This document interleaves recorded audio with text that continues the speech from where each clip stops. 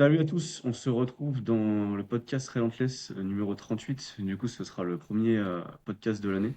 On se retrouve aujourd'hui avec Nicolas Perrault et Charlotte Perrault. Alors, je vais vous inviter tous les deux successivement à revenir un peu pour vous présenter sur vos parcours, respectifs.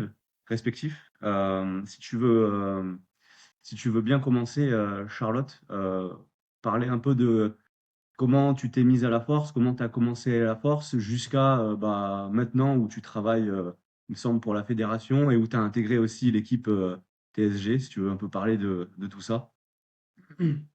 Ouais, bah du coup moi j'ai commencé la force en 2011, j'étais au lycée. J'ai commencé la muscu comme ça et je me suis fait recruter par le groupe force de ma salle parce que c'était une petite association. Et il manquait quelqu'un pour faire un squat pour une compétition par équipe et j'ai dit ben je vous dépanne mais c'est juste pour essayer, juste pour cette fois et ça fait plus de 15 ans maintenant. Et du coup, j'ai commencé comme athlète d'abord. Très vite, quand je faisais pas de compétition, je m'ennuyais, donc j'ai passé mon arbitrage et je suis devenue arbitre régional, puis national et ensuite international. Quand j'ai passé mon arbitrage international, j'ai aussi eu l'occasion de donner un coup de main en salle de chauffe à Dédé, qui était le coach des équipes universitaires à ce moment-là. J'ai tout de suite apprécié ça, donc j'ai fait tout ce que je pouvais pour pouvoir rejoindre le staff de l'équipe de France et coacher à l'international.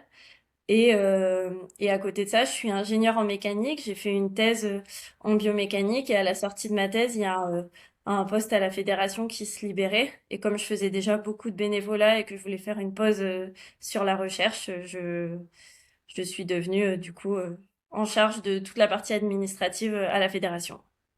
Donc ça, c'est mon temps plein. Et à côté de ça, pendant que je faisais ma thèse, on a fait la formation TSG avec Nicolas le mentorship en visio. On a été formés et du coup, je fais aussi quelques coachings On a fait le DO aussi. et on a fait le DE, bien sûr. Et du coup, je garde un peu de coaching à côté parce que ça me plaît et pour continuer à rester dans le bain et à apprendre les techniques, etc. Ok, donc tu joues un peu les deux casquettes. Euh, tu peux nous parler un peu de ta thèse? Ouais, bien sûr. Euh, En fait, du coup, je suis ingénieure en mécanique, mais du coup, j'ai toujours été passionnée. Et moi, quand je faisais un squat avec mes longs fémurs, à chaque fois, on me disait redresse-toi et faut pas avancer les genoux. Sauf que quand t'as des longs fémurs, tu peux pas et être droit et pas avancer les genoux.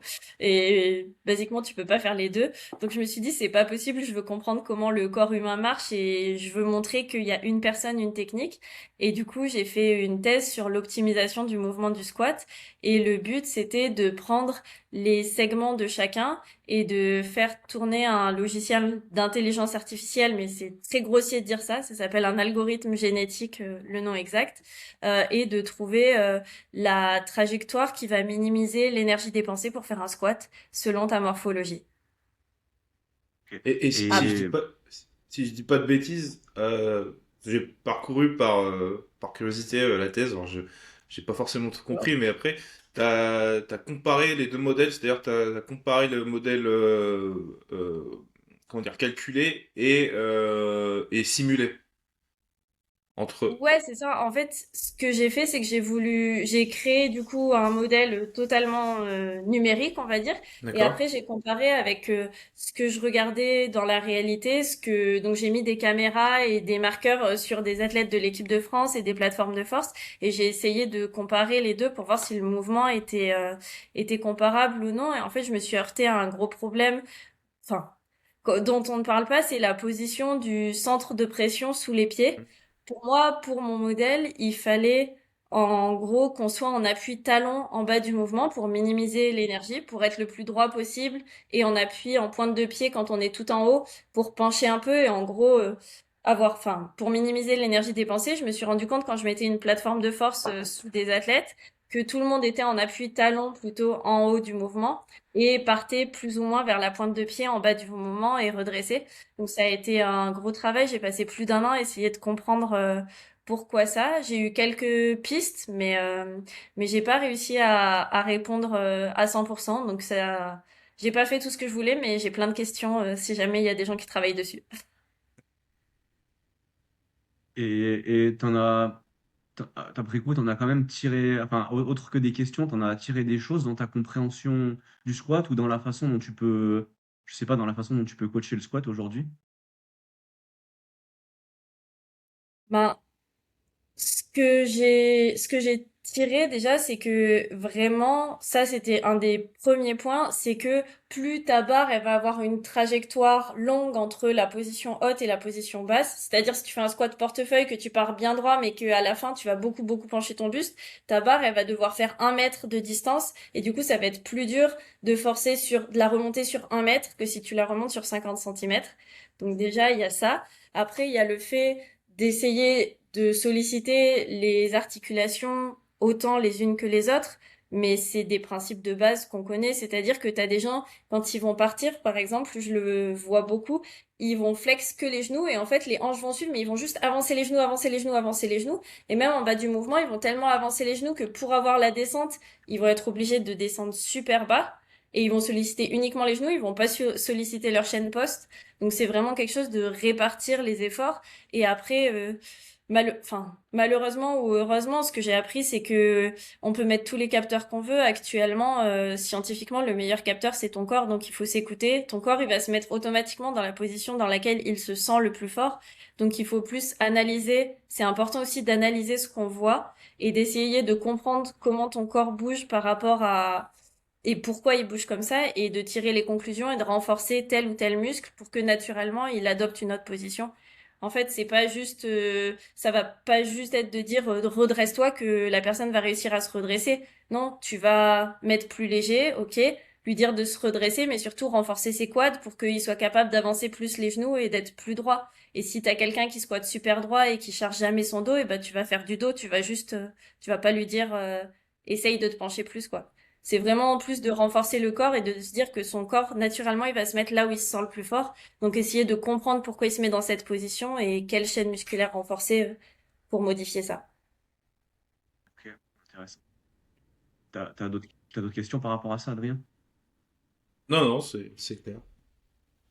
Ok. Je voulais aussi te demander, Charlotte, un peu parce que si je dis pas de bêtises, vous avez deux enfants avec Nico. Donc, il me semble que tu as vécu deux grossesses où tu as continué à t'entraîner.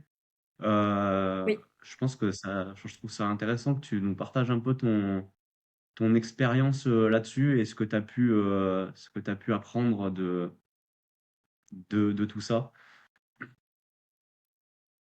Ben, déjà, pour moi, c'était pas une option d'arrêter pendant que j'étais enceinte.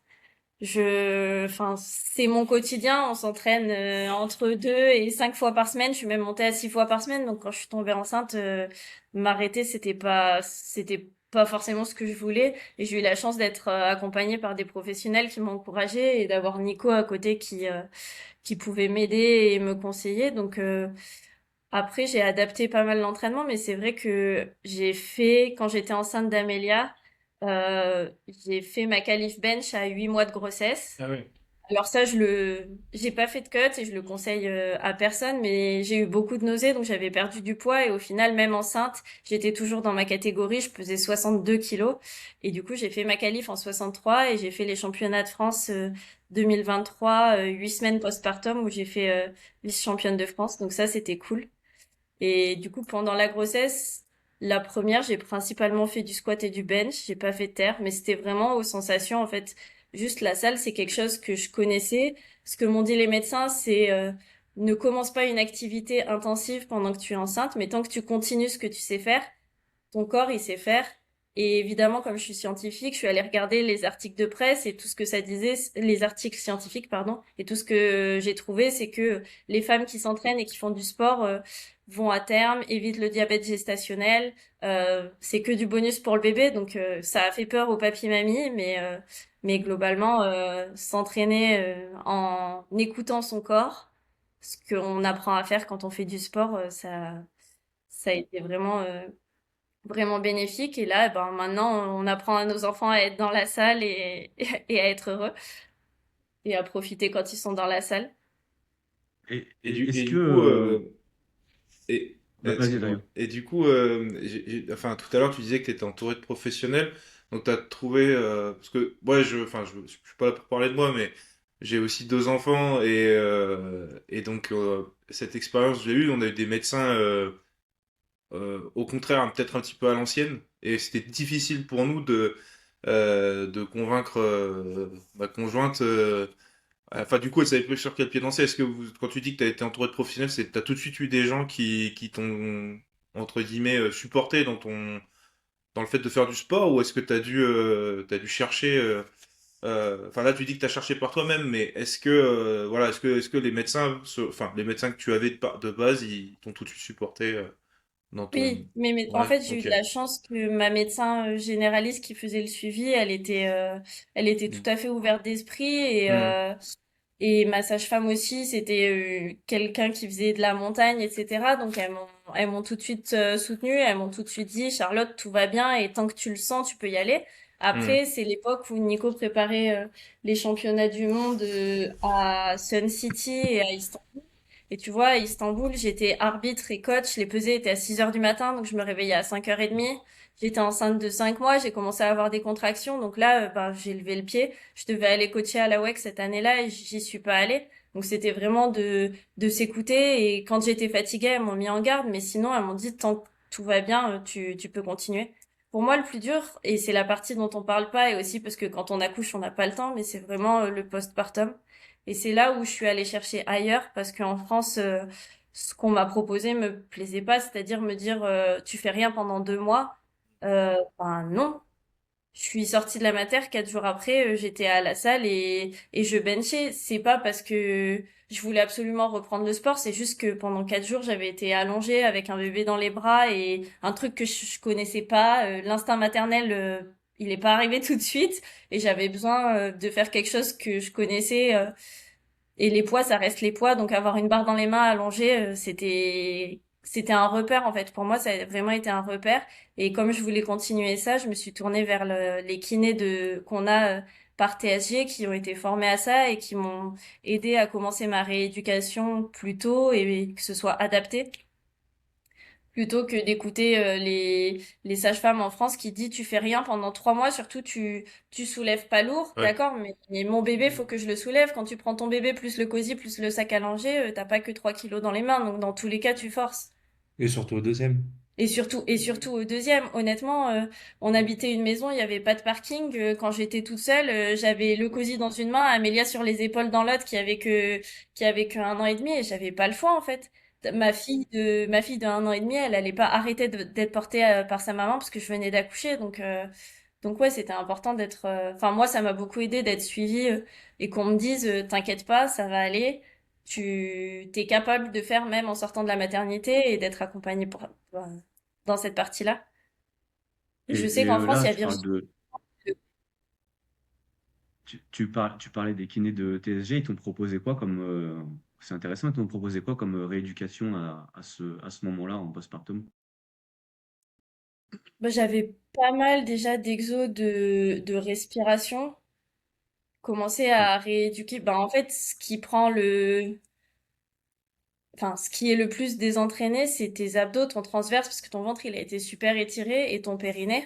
Et du coup, bah, ouais. commencer à rééduquer ton périnée, à respirer, à essayer de le contracter, etc. Et à faire, ouais, pas mal de respiration. Après, oui, Ouais, dis. donc bisous un peu t'avais quoi, des dead bugs, des beer dogs, vraiment Ouais, c'est ça. contrôlés, longs et avec des ISO assez longues. Oui. Et juste, ouais, un travail de respi. Ouais. Ouais, c'est vraiment juste, bon, on va dire réactiver un peu toute la zone abdominale et la refaire travailler vu qu'elle a vachement été étirée, voire déchirée. Mm. Juste essayer de remettre en place petit à petit. Ok. C'est ça. Et, pendant la grossesse, du coup, parce que tu dis que tu as vachement écouté ton corps et puis que tu as aussi fait des recherches, par rapport aux charges lourdes, tu peux porter des charges très lourdes techniquement, ou est-ce que c'est quand même pas, même si tu peux t'entraîner, est-ce que c'est quand même pas recommandé ou pas? Enfin, j'en ai aucune idée, donc je sais Bah pas alors, sur quoi vous avez abouti. bah, ouais, Charlotte, je sais pas si, bon, on était quand même, pour Amélia, on était plus précautionneux, on va dire, donc on était resté assez léger sur des séries assez longues. En avec fait, des tempos. ouais, comme on dit, tu vois, si t'es pas accompagné, et si tu sais pas, dans tous les cas, quand t'es enceinte, la priorité c'est ton bébé, tu vois. Ouais, Donc moi, on m'a dit, je suis enceinte, je voulais m'entraîner, donc j'ai continué à m'entraîner, mais je me suis entraînée léger. Après, honnêtement, à 2 mois de la, non, à 1 mois de la qualif France, on m'a dit, la qualif France c'est 62. Je me suis dit, est-ce que j'en suis pas capable? Et en fait, ça faisait 6 mois que je m'entraînais à 40 kilos. On a mis 60, c'est passé. On a dit, bon, bah allez, on va forcer. J'ai forcé à la qualif et tout le monde, ça s'est très bien passé. ouais. Oui, après là, c'était pour le bench, donc le bench est moins contraignant. Mais sur Instagram, je sais pas si t'as vu, mais il y a Lucie Martin, une Islandaise, qui est en moins de 76, moins de 84. Et elle a fait 500 kilos de total à 8 mois de grossesse. Et elle a 4 ou 5 enfants, donc tu vois. Là, Et elle j'ai est en même vu qu'elle Ah oui, allait faire des études en Norvège, justement, parce que là, elle est actuellement enceinte pour l'entraînement lourd spécial lors des grossesses. En fait, c'est vraiment quelque chose, c'est dur, mais c'est vraiment individuel. Et pendant la grossesse, moi, les professionnels m'ont tous répété, écoute-toi, écoute-toi. Et ça me rendait dingue parce que je me dire, mais j'écoute quoi?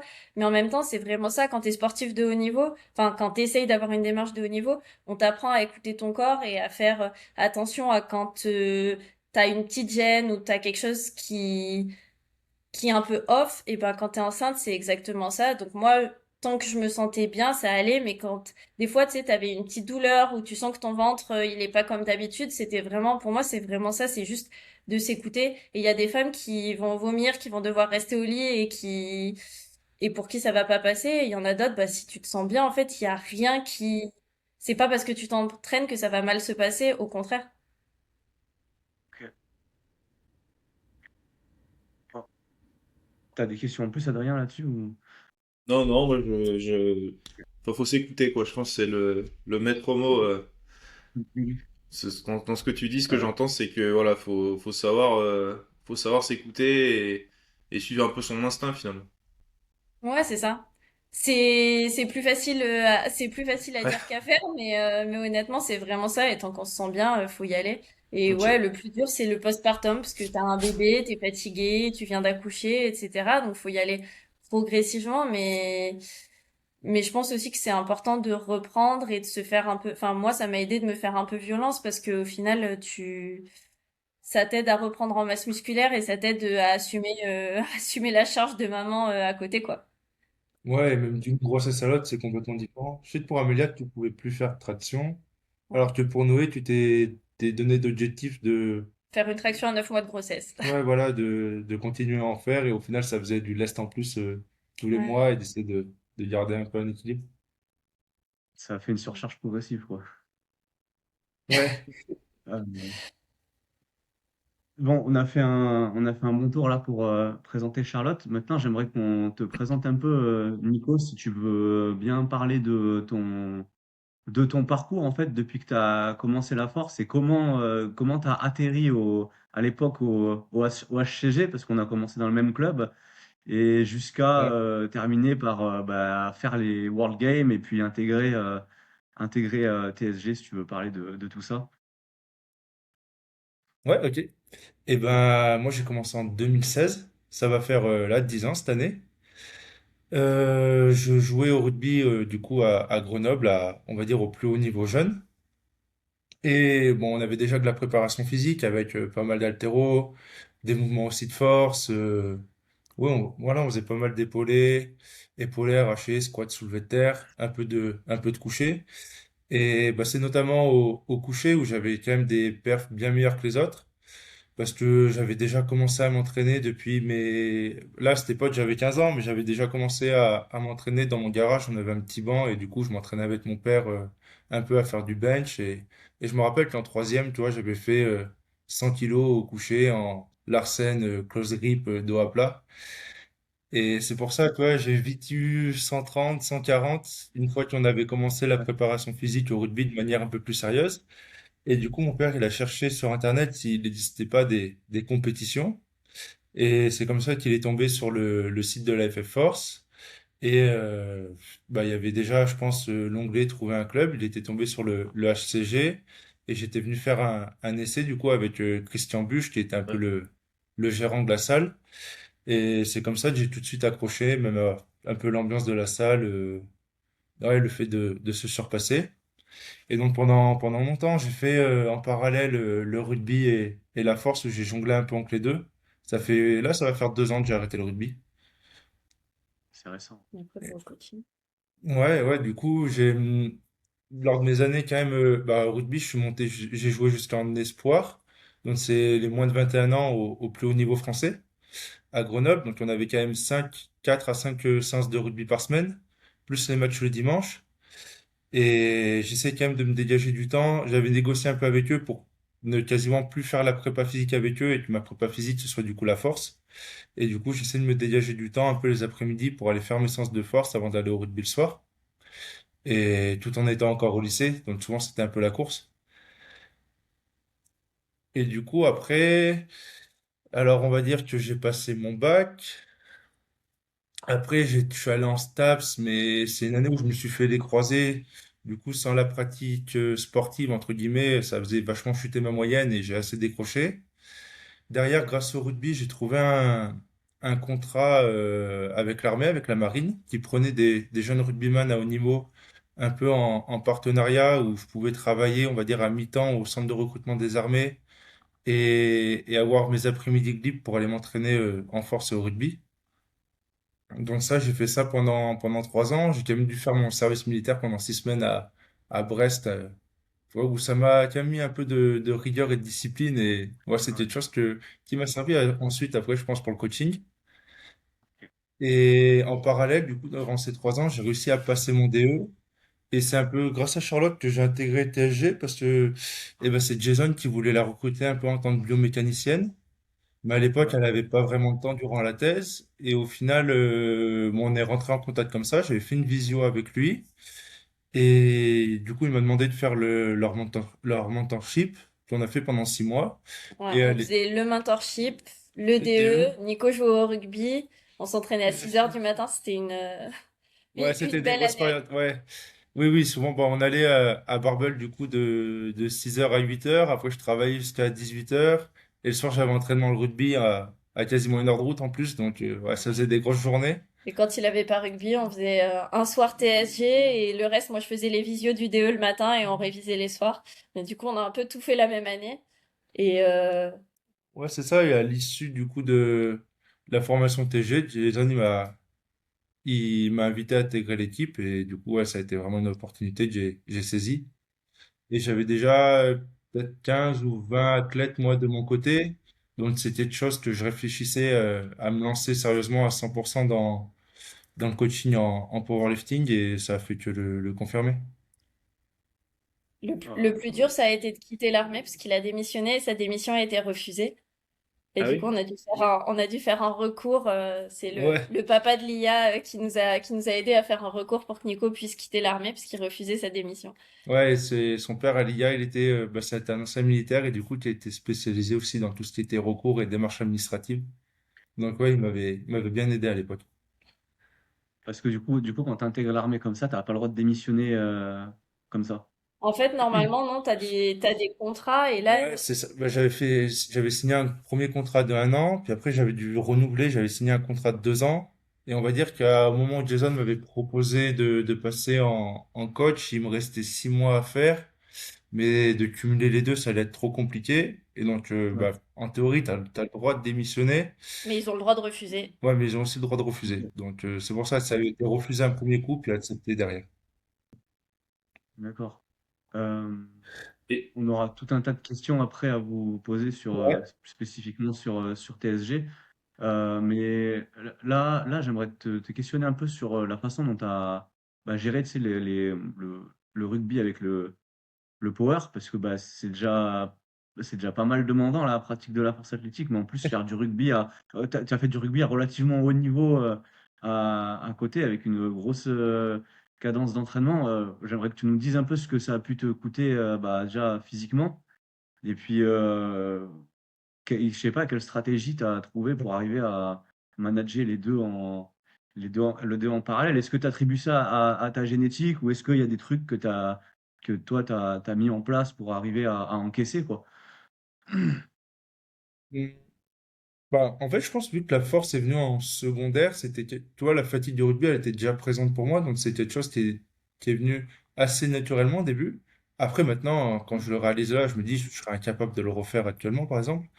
Mais non, j'essayais de toujours mettre mes séances les plus lourdes, notamment en squat et au soulevé de terre, avant le rugby, quitte à être plus fatigué derrière sur le terrain et on va dire courir un peu moins vite. Au moins, ça impactait moins les séances de force.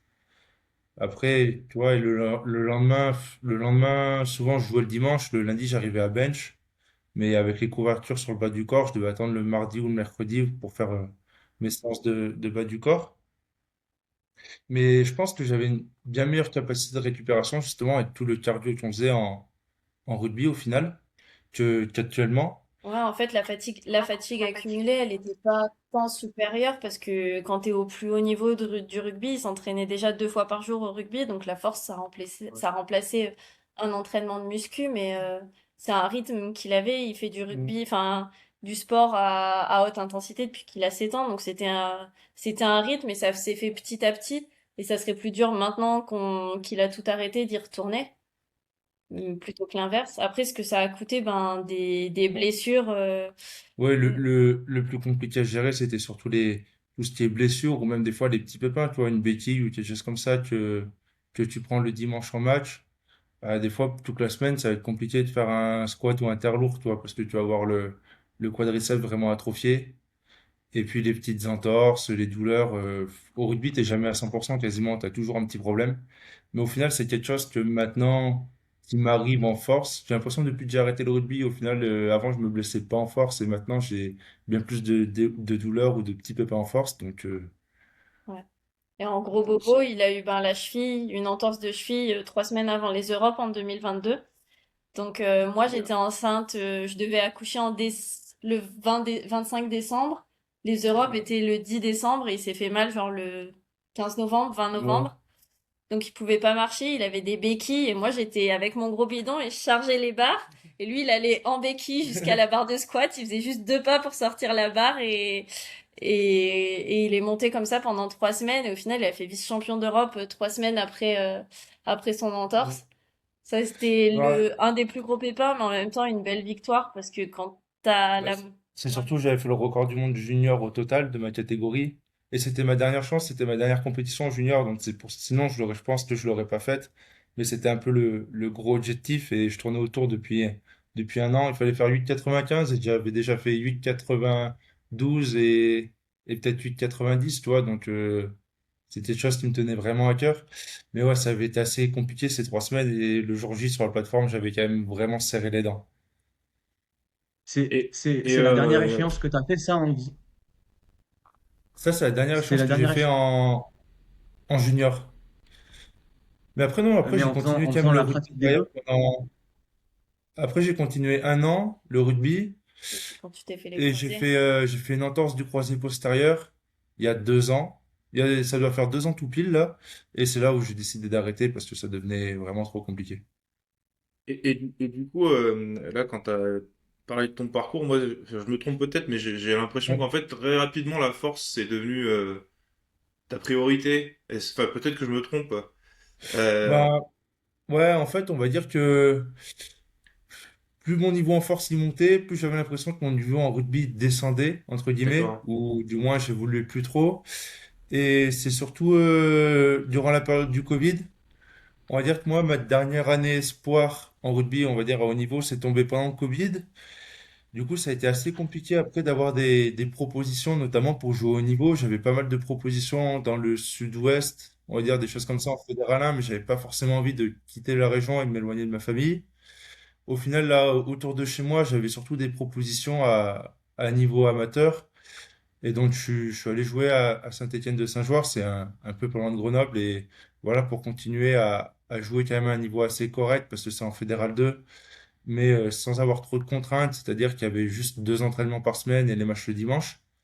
Et c'est là où vraiment la bascule s'est fait. Mon niveau en power montait, parce que juste avant le Covid, j'avais fait mes premiers minima monde en 3 mouvements. Donc, je commençais à intégrer l'équipe de France. Et juste après le Covid, j'ai eu mes premières sélections internationales et c'est vraiment là où j'ai fait la bascule. Ça a vraiment été ouais, cette période de confinement où la bascule s'est faite. En fait, du moment où t'étais un peu entre les deux sur les dernières années jeunes et Oui. quand il a fallu passer en adulte et qu'il a pas eu de proposition en pro, pas tout de suite, il s'est tourné plus vers la force et il a fait le rugby en loisir. Ouais, c'est ça. T'as quand même atteint un très haut niveau en force en faisant les deux en faisant les deux en parallèle au final. Ouais, ouais, ouais, parce il y a 2 ans, je pense que j'ai déjà fait 900 en jouant au rugby.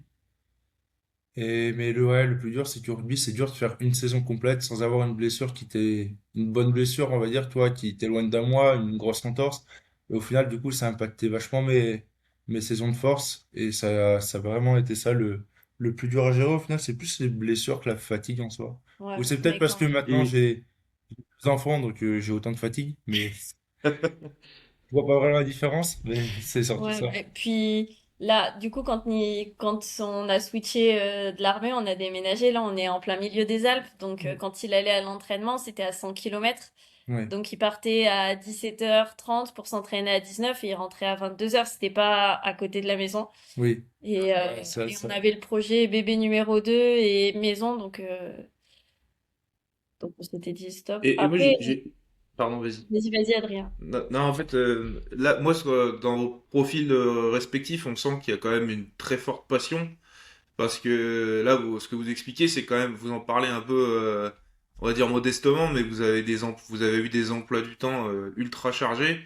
Et en fait, personne vous oblige, enfin, il y a personne qui vous a obligé à le faire. J'essaie juste de comprendre de votre point de vue de quoi ça vient en fait. Parce que là, ce que t'expliques là, partir à 17h30 pour revenir à 22h, enfin, tu vois, tout le monde n'est pas prêt à faire ça. Et est-ce que c'est quelque chose qui t'a été, enfin, qui vous, parce que même pour Charlotte, hein, le fait de s'entraîner en étant enceinte, etc., je pense qu'il n'y a pas beaucoup de personnes qui sont prêtes à faire ça. Est-ce que c'est quelque chose qui vous a été inculqué, on va dire, dans votre éducation, ou est-ce que c'est venu au travers de vos expériences de vie, je sais pas, c'est vachement intéressant, je trouve. Bah, niveau éducation, je pense qu'on est à l'opposé tous les deux. Moi, mes parents D'accord. sont venus une fois voir une compétition et mon père a toujours considéré que c'était une grosse connerie de faire du sport en compétition et que ça devait être que loisir. Donc, donc tout ce que j'ai entendu quand j'étais ado et etc., c'est travail à l'école Ouais. et pourquoi tu fais ça? Ouais, alors que tu vois, moi, mes parents, ils m'ont toujours accompagné de partout. Surtout mon père, il venait de partout. Mon père, il me signait quand même des mots d'absence pour que j'aille m'entraîner des fois au lycée. Tu vois, pour louper les cours d'italien qui était le mercredi de 17 à 18, il me signait un mot d'absence pour que C'est bon j'aille ça. plus faire mon SBD. Donc, tu vois, ouais, là-dessus, ça a été vraiment assez différent. Et moi, le sport a toujours une grande importance. Après, le rugby, ça a été très dur d'arrêter parce que, il y a le côté un peu copain passion et surtout le côté groupe qui est quand même très important. Et tu vois, encore maintenant, je me dis que je pense que je referai des saisons peut-être dans quelques années, parce que je suis encore assez jeune, mais j'irai juste jouer en amateur pour le plaisir et pour un peu cet esprit de groupe qui quand même me manque un peu en force, notamment parce que je m'entraîne tout seul dans mon garage aussi. Avec ta femme. Peut-être, ouais, avec ma femme, mais peut-être si j'étais dans un club un peu avec une émulation, peut-être que ce côté rugby me manquerait un peu moins. Et moi, je suis juste tombée amoureuse de la force quand j'ai débuté à 17 ans et du coup, ben, je me suis investi tout ce que je pouvais et ben Nico étant passionné aussi, je comprends enfin juste ouais, je comprends qu'il soit passionné et j'ai pas envie d'être un frein à ça donc je pense qu'on s'est encouragé mutuellement et c'est pas tous les jours facile, tu vois. Cette nuit, j'ai bossé jusqu'à minuit et demi pour préparer une présentation parce qu'on va en Côte d'Ivoire former des coachs et des arbitres mais ouais, on essaye de s'encourager parce qu'on est tous les deux passionnés et on aime ça. Ok. Tu vas former sur quoi, Charlotte? On part tous les deux mercredi en Côte d'Ivoire et on va former des coachs et des arbitres à la force. C'est Nico qui a été contacté par la fédération de bodybuilding et disciplines associées. Et du coup, on va faire un séminaire de 4 jours avec un jour athlète, 2 jours pour les coachs et un jour pour les arbitres pour ouais, leur apprendre la planif surtout, les mouvements et un peu l'arbitrage. C'est génial ça. Ouais, non, ça va être chouette. Euh, On sait Donc, pas trop à quoi s'attendre, mais je pense que ça va être sympa. Donc ouais, non, on est tous les deux passionnés par le power, donc on se lance un peu des projets dans tout, tu vois. Moi, m'entraîner enceinte, c'était mon projet à moi et revenir à la compétition, c'était vraiment mon objectif. Nico, bah c'est le haut niveau et le coaching. Ouais, je pense qu'il y a aussi une grosse part un peu Ouais, de discipline, où j'ai toujours fait du sport du coup à haut niveau depuis mes 13 ans, notamment avec le rugby, et c'est quelque chose que j'aime quand même, la concurrence, le haut niveau, etc. Et du coup, même si en force, parfois les emplois du temps sont compliqués, je me vois pas ralentir ou arrêter, parce que ouais, c'est des choses que j'aime performer et on va dire exceller dans un domaine. On va pouvoir passer à. On avait pas mal de questions avec Adrien articulées autour de TSG. Euh, Ouais. à commencer par savoir un peu bah, que- quelles sont les différences les plus grosses différences de programmation entre ce que vous avez connu à vos débuts et ce que vous faites maintenant sous l'influence de TSG et où comment TSG a influencé votre évolution en termes de coach et de programmation, de coaching et de programmation. Bah, je commence. Moi, je dirais que comme je suis une scientifique, j'aime bien que ce soit noir ou blanc. Et c'est pour ça que notamment j'aimais beaucoup le coaching en compétition parce que c'est des maths, mais que la programmation c'était plus dur pour moi parce que j'avais l'impression que c'était un peu à tâtons. Et en fait, TSG, ça te donne vraiment un cadre et des bases scientifiques et on travaille beaucoup avec le volume d'entraînement et le tonnage par semaine. Souvent, on regarde le tonnage par semaine et le l'intensité moyenne et en fait ça nous permet de voir des évolutions et pour moi ça a été ça le plus gros changement en fait c'est d'avoir des variables vraiment que tu puisses mesurer et que ça te permet de quantifier ta progression et pas de dire oh bah tiens ce bloc là je vais faire ça, le bloc d'après je vais tester autre chose. Là en fait tu as vraiment une ligne rouge, une continuité et, euh, et personnellement, c'est ce qui m'a le plus plu dans la programmation et c'est pour ça que maintenant j'aime bien coacher parce que je sais beaucoup mieux sur quoi m'appuyer. Ouais, je rejoindrai un peu Charlotte où on va dire que ça a été surtout d'essayer de simplifier son approche de la programmation. Où, tu vois, avant, je pouvais avoir tendance à partir un peu sur plein de pistes différentes, alors que maintenant, j'essaie d'avoir une approche plus simple et pour essayer vraiment de mesurer ce qui marche ou ce qui marche pas. En fait, D'ailleurs, ouais, typiquement, c'est quand tu fais une recette, admettons, tu fais ton poulet et puis il est pas très bon et le jour d'après, tu vas mettre du sel, du poivre, des épices et de la crème et tu dis purée, il est bon, mais au final, tu sais pas si c'est le sel, le poivre, les épices ou la crème qui font que ton poulet est bon. Et du coup, l'approche de TSG, c'est vraiment de mettre les ingrédients un par un. Donc, un coup, tu vas mettre du poivre, tu dis c'est bon, c'est pas bon, t'enlèves le poil, tu mets du sel et t'essayes de voir comme ça, en fait, ce qui marche et ce qui marche pas. Et du coup, c'est beaucoup plus mesurable et scientifique. Elle est super ton analogie. ouais, Ouais, ouais, ça marche ouais. parfaitement. Euh, T'avais J'étais des prof dans questions, une Adrien, autre. par. Bah, en fait, moi, moi, je me rappelle de Nico quand je t'ai vu débarquer au HCG. Alors, j'ai cette image. Parce qu'en fait, à l'époque, faut dire que Nico, quand t'es arrivé, enfin, moi, c'est mon rappel, hein. Et comme tu disais, tu benchais 140 kilos à l'époque. Alors, on avait peut-être pas les mêmes repères, mais pour moi, c'était énorme. Parce que moi, je faisais de la force depuis déjà 3 ou 4 ans et je benchais pas 140 kilos. Ma question, en fait, c'est par rapport à la programmation, c'est alors, est-ce que quand tu as commencé, avant TSG, tu avais quelle vision tu avais de la programmation et aujourd'hui, quelle vision tu en as dans les grandes lignes, en fait? Euh, avant, je disais, tu vois, pour être fort, faut forcer. Ouais, Ouais, grosso modo, et du coup, bah, je faisais des maths quasiment toutes les semaines ou bah, j'étais RPE 10 tout le temps, grosso modo, que ce soit sur du volume ou sur des singles. Après, bon, j'étais jeune et je récupérais bien mieux que maintenant. ouais, Alors que maintenant, j'ai une approche, on va dire, plus lisse et où, Trust je- the process. ouais, où je vais créer des dynamiques sur plusieurs blocs et essayer de garder de la marge un peu en chaque bloc pour pouvoir enchaîner plusieurs blocs et que tu as autant d'adaptations qui se font si tu restes RPE 7-8 que si tu vas RPE 10 et surtout t'évites un peu d'engendrer trop de fatigue et des blessures. En fait, avant TSG, j'étais pas vraiment encadré. J'avais été un peu comme ça. Christian Buch, il m'avait fait un programme, mais un truc tout simple, quoi, avec un 5x5 et un 5x3 dans la semaine, qui évoluait de 5% par semaine, tu vois. C'est le seul programme, admettons, que j'avais suivi.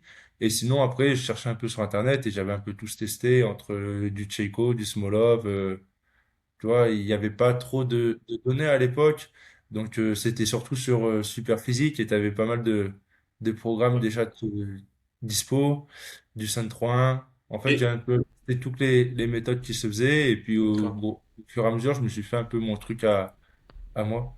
Ouais, Ok. je pense avant d'avoir TSG, en fait, on testait des méthodes ou on testait des Mm. programmes qu'on voyait, on essayait de reproduire et d'adapter, mais on savait pas forcément qu'est-ce qui causait quoi, alors qu'avec TSG, ça nous a vraiment fait comprendre comment la programmation influence l'entraînement et avoir vraiment une continuité et pas voir que bloc par bloc, quoi.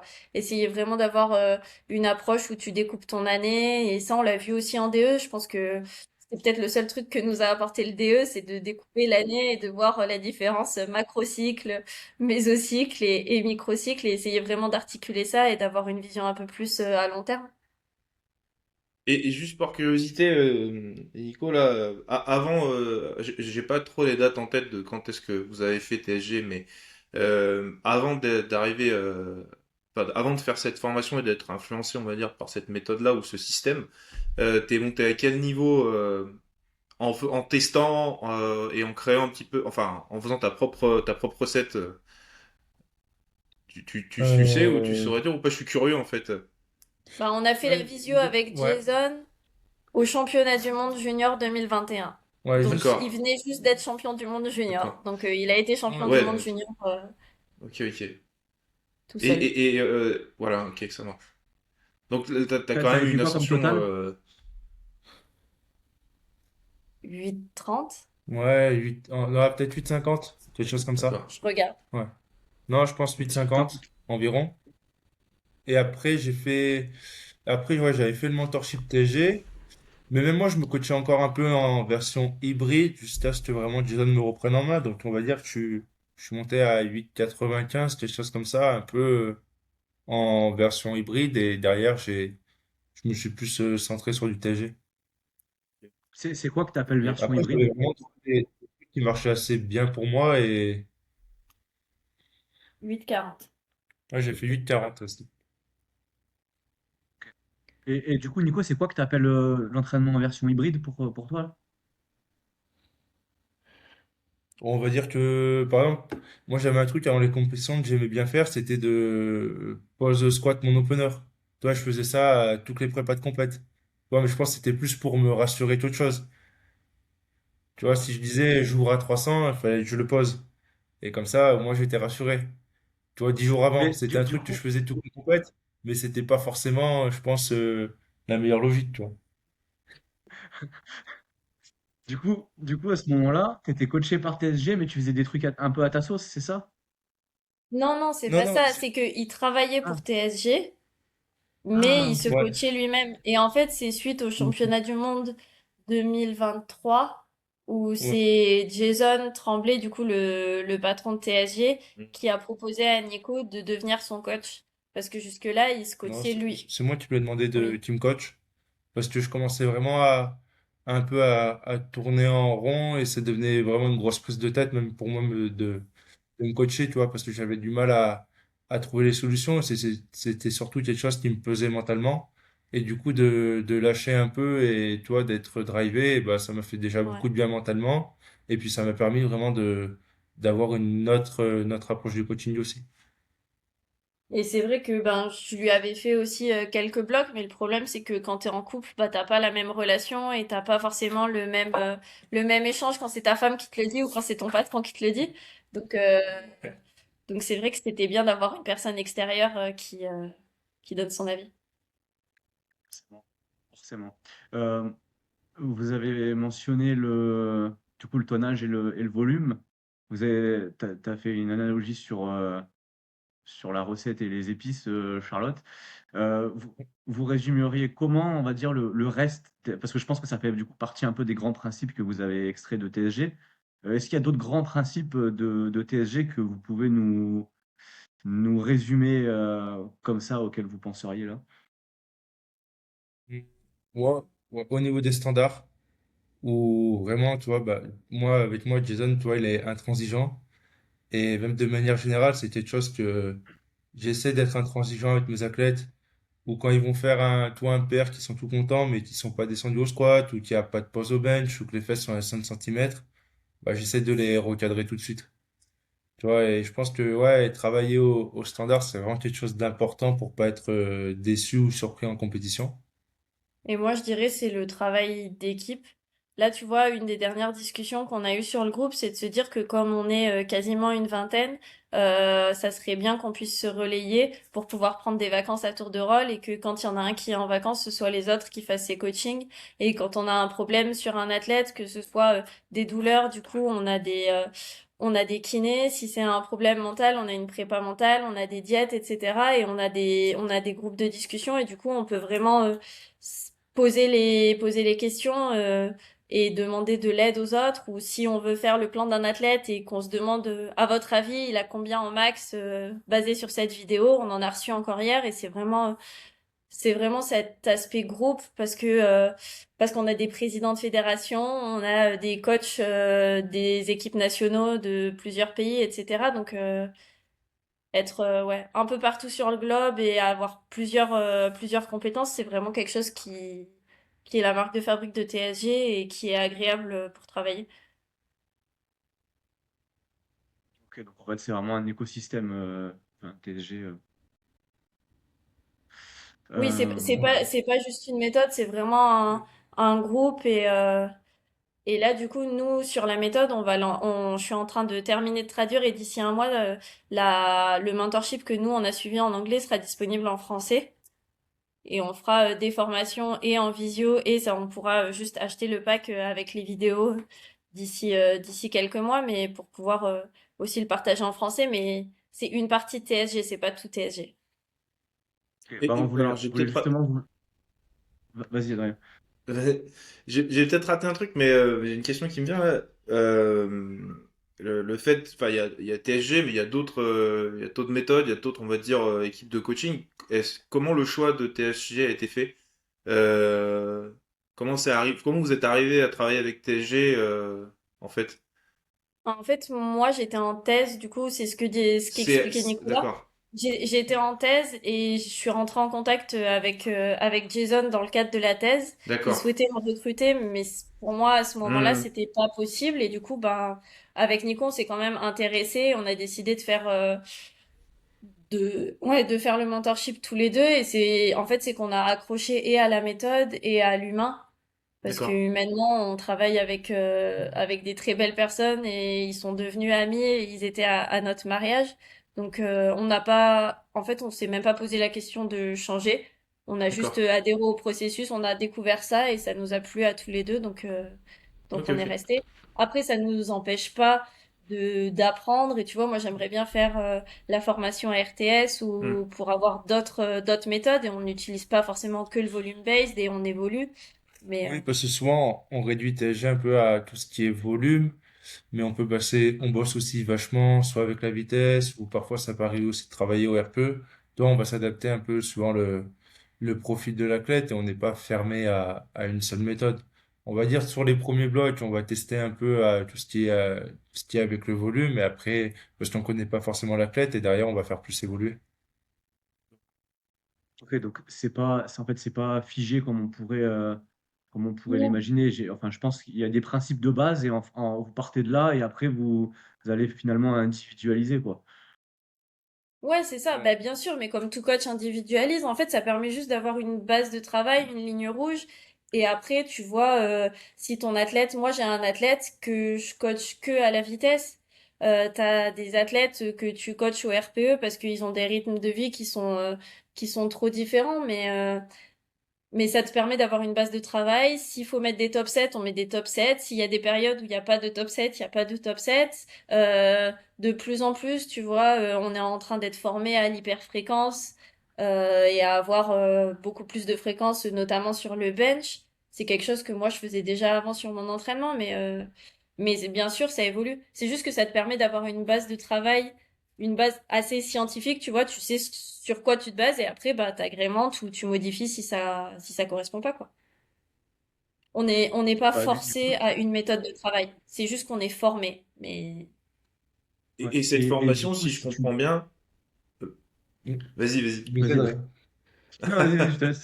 Vieux. Ah, c'est ce formation, si je comprends bien, avec TSG, en fait, c'est quelque chose de continu. Vous avez des, parce que là, tu parles de formation à l'hyperfréquence, etc. J'ai l'impression qu'en fait, vous avez pas fait l'internship et puis plus rien, quoi. Il y a un dialogue continu et, bah, c'est Ouais, c'est surtout au niveau du dialogue où on Ouais. communique vachement. Moi, au final, du coup, étant coaché par Jason, on échange beaucoup. Même moi, quand j'ai des questions, par exemple, sur certains de mes athlètes, c'est souvent qui m'aide ou c'est souvent, par exemple, qui va m'aider avec la programmation de Clara. Par exemple, quand j'ai un point où je bloque et, tu vois, il y a quelque chose que je comprends pas pour débloquer. ben, en fait, on a eu la formation de base et entre guillemets, on aurait pu s'arrêter là, mais c'est ce qu'on disait.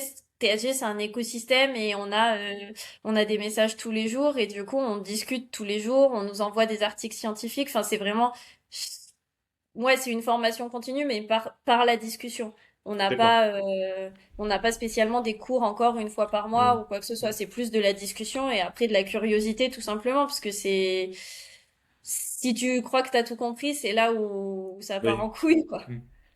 Non, au final, bah, nous, le mentorship qu'on avait fait, il est quand même assez différent de celui qu'on est en train de traduire parce que il y a eu deux éditions entre et à chaque fois, Jason, il le modifie. Donc là, au final, de tout retraduire, ça nous remet aussi un peu dedans et on voit un peu toutes les nouveautés qu'il a mis en place. Mm. Complètement. Et je suis curieux, du coup, vous résumeriez comment enfin, si c'est possible, cette base de travail. Enfin, sur les grandes lignes, ça part d'un modèle avec un top 7 et des back-off, plus des séries linéaires. Enfin,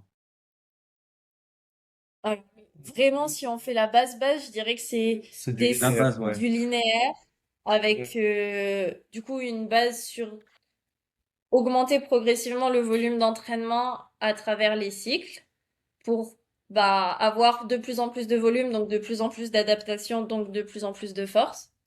Ouais. Et la périodisation ondulatoire, c'est-à-dire que sur une semaine, tu vas avoir une séance un peu plus force, une séance un peu plus puissance et une séance volume. Ouais, on va dire c'est trouver la dose minimale d'entraînement qui est efficace pour progresser. Et tu vois, pas tout de suite aller taper dans la dose maximum parce que derrière, tu auras des difficultés à trouver des nouveaux leviers.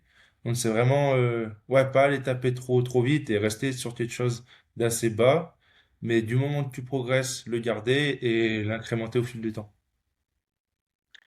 Et sur, pareil, là, c'est intéressant, sur la base de travail dans l'imbrication entre les blocs, encore une fois, la base de travail, par exemple, pour préparer une compétition sur, je sais pas, s'ils ont une base de 2 3 4 blocs, est-ce que les blocs se ressemblent tous plus ou moins, ou est-ce qu'il y a comment dirais-je, des thématiques attribuées à chaque bloc, par exemple un bloc volume, entre guillemets, un bloc accumulation pour ce que ça veut dire, un bloc picking.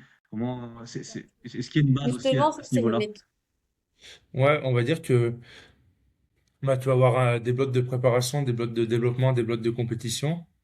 Et Sur les blocs de préparation, en fait, justement, c'est là où tu vas avoir plus de volume. Genre, tu vas monter, tu vas avoir un 4x8, par exemple, un 5x6 et un 6x4, admettons, dans la semaine au squat. Et après, le but, en fait, ça va être de partir assez bas en intensité. Typiquement, je te fais vraiment la caricature, mais ouais. tu pars sur ta semaine, tu as une séance en 3, une séance en 5, une séance en 7. Et tu vas garder la même charge, mais chaque semaine, tu vas ajouter une rep sur toutes tes séances.